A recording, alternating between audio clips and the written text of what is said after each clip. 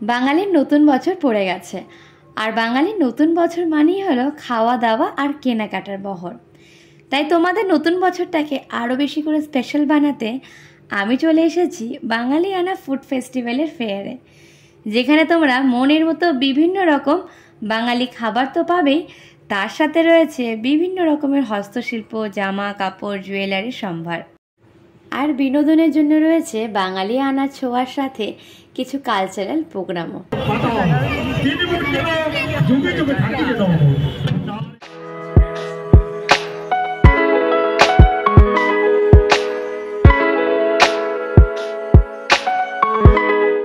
দেখতে দেখতে চলে এলো 1431। সো আজকের ভিডিওটা শুরু করার আগে সকলকে জানাই নতুন বছরের অনেক অনেক শুভেচ্ছা, শুভ নববর্ষ সকলকেই। তো আমি আজকে এসেছি বাগুইআটির বাঙালিয়ানা theme food festival ফেয়ারে।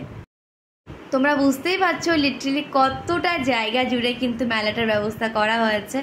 Baguiati auto stand থেকে নিয়ে জোড়া মন্দির অবধি সম্পূর্ণ জায়গা জুড়ে মেলাটা বসেছে। ইভেন সার্ভিস রোডটুকু পর্যন্ত ছাড়েনি, সার্ভিস রোডেও একটা একটা করে দোকান বসে গেছে। তো এতক্ষণ তোমাদেরকে পুরো বাইরের সৌন্দর্যটা কিন্তু দেখালাম। তো এরপরে চলো ভেতরের দিকে প্রবেশ করা যাক টুকটুক করে। অ্যান্ড ভেতরে আমরা কি কি দেখতে পাচ্ছি, কোন জিনিসের কীরকম প্রাইস, সবটুকু তোমাদের সঙ্গে শেয়ার করব। সো প্লিজ দেখতে থাকো আর সঙ্গে থাকো।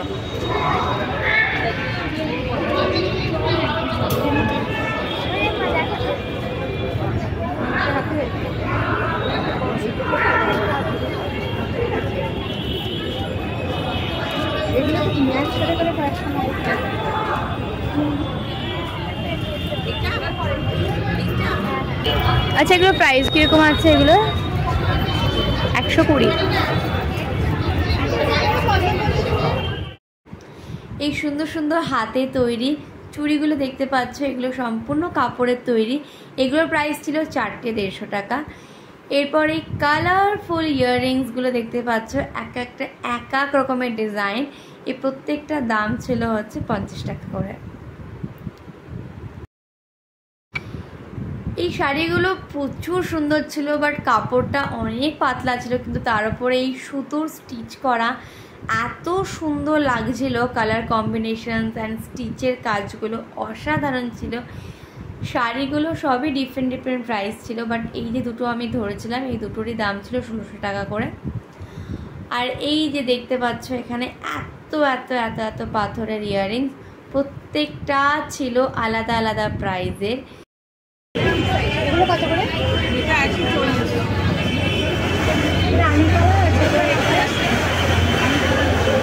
কি প্রাইস আছে এটা?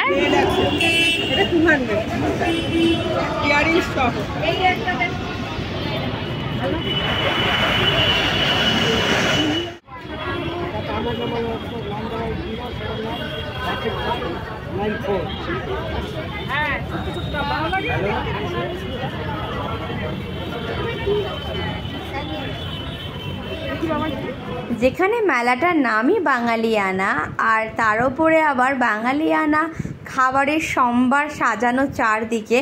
তো দেখতেই পাচ্ছ সকল বাঙালির ভিড় কীরকম, প্রত্যেকটা দোকানে উপচে উপচে পড়ছে। বেশ সবাই কিন্তু এত গরমেও কিন্তু একদম খাবারগুলোকে খুব সুন্দরভাবে এনজয় করছে, খাচ্ছে, আর মেলাতে কিন্তু কেনাকাটাও করছে। সো তোমরা আর কেন ঘরে বসে আছো, চট জলদি একদম বিকেলের রোদটা পড়ার পরে পরেই চলে এসো এই মেলাতে। মেলাটা কিন্তু বিকেল 5টা থেকে নিয়ে রাত্রি 10টা অবধি একদম সম্পূর্ণ খোলা রয়েছে।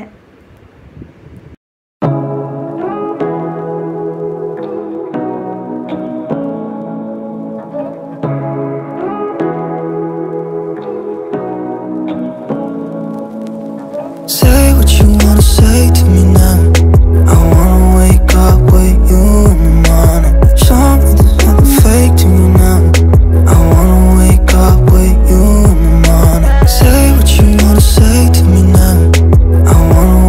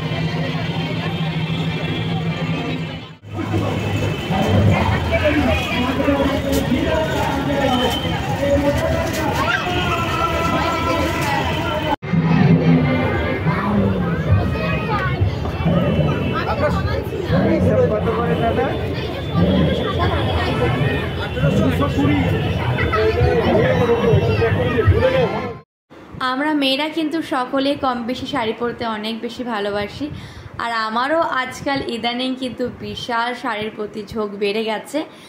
তো আমি পুরো মেলা ঘুরতে ঘুরতে কিন্তু আমার চোখ পড়ে গেল এই একটা শাড়ির শপে। তো এখানে আমি তোমাদেরকে দেখাবো অনেকগুলো ভ্যারাইটিস শাড়ির, অনেক সুন্দর সুন্দর কালেকশান ছিল এই শপটাতে। তো এই যে আমার হাতে যে শাড়িটা দেখতে পাচ্ছ, এটা ছিল একটা পার্টি ওয়্যার শাড়ি, এটার নাম ছিল চান্দেরি। এগুলোর প্রাইস ছিল মাত্র 2500 টাকা করে, আর এটার মধ্যে কয়েকটা কালারও ছিল, যেটা একটা ছিল পিচ কালার আর একটা ছিল বটল গ্রিন কালার। সো এই যে গ্রিন টোনের শাড়িটা দেখতে পাচ্ছ, এটার দাম ছিল 3500 টাকা, বিকজ এটা একটু হেভি ওয়ার্ক ছিল। আর এই যে সামনে দেখতে পাচ্ছ ওয়াইন কালারের শাড়িটা, এই ওয়াইন কালারের শাড়িটারও দাম ছিল 3500 টাকা। এটাও আমার অনেক বেশি ভালো লেগেছিল। যেহেতু প্রত্যেকটা শাড়ি আমার অনেক বেশি পছন্দ ছিল, তাই ওনাকে আমি ওনার শপের অ্যাড্রেস জিজ্ঞেস করলাম। তো উনি ওনার কার্ড আমায় দিলেন, অ্যান্ড উনি জানালেন যে উনি ফেসবুকেও পর্যন্ত লাইভ করেন। সো ওনার ফেসবুকে আর লাইভের লিঙ্ক আর ওনার অ্যাড্রেস আমি অবশ্যই সবাইকে দিয়ে দেবো। তোমরা কিন্তু ডেসক্রিপশন বক্সটা চেক করতে একদম ভুলো না। যেহেতু মেলাটা পয়লা বৈশাখ উপলক্ষে ছিল আর মেলাটার নামও ছিল বাঙালিয়ানা, তাই পুরো মেলাটাতে কিন্তু বাঙালিয়ানার একটা ছোঁয়া সব জায়গাতে তোমরা দেখতে পাবে। তো বাইরেটা এরকম একটা পোড়া মাটির একটা মন্দিরের আদল দেওয়া হয়েছে, খুবই অ্যাট্রাকটিভ ছিল এটা। আর এই পুরো মন্দিরটার সামনে কিন্তু একটা খুব সুন্দর একটা তুলসী মঞ্চকেও বানানো হয়েছে। সো এটা সবার কেমন লাগলো অবশ্যই জানাতে ভুলো না। সো এর ভেতরে ছিল একটা স্টেজ, আর তার ভেতরেও এখানে একটা কালচারাল প্রোগ্রাম চলছিল। সো অল ওভার কিন্তু খুব খুব সুন্দর একটা থিম ছিল এটা। ইদানিং যে পরিমাণ তাপমাত্রার হার বেড়ে চলেছে, তাতে তো কারোরই নিশ্চয়ই বাড়ি থেকে বেরোতে একদমই ইচ্ছে করে না। সো দুপুরের রোদটা পড়ার সাথে সাথে কিন্তু শুরু হয়ে গেছে বাগুইহাটিতে বিকেল 5টা থেকে রাত 10টা অবধি এই বাঙালিয়ানার মেলা। সো সময় বার করে অবশ্যই চলে এসো একবার হলেও।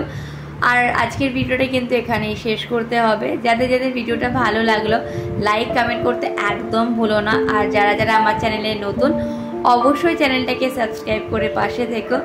সো দেখা হচ্ছে আরও কোনো একটা ইন্টারেস্টিং ব্লগের সাথে। ততদিনের জন্য tata, thank you so much for watching.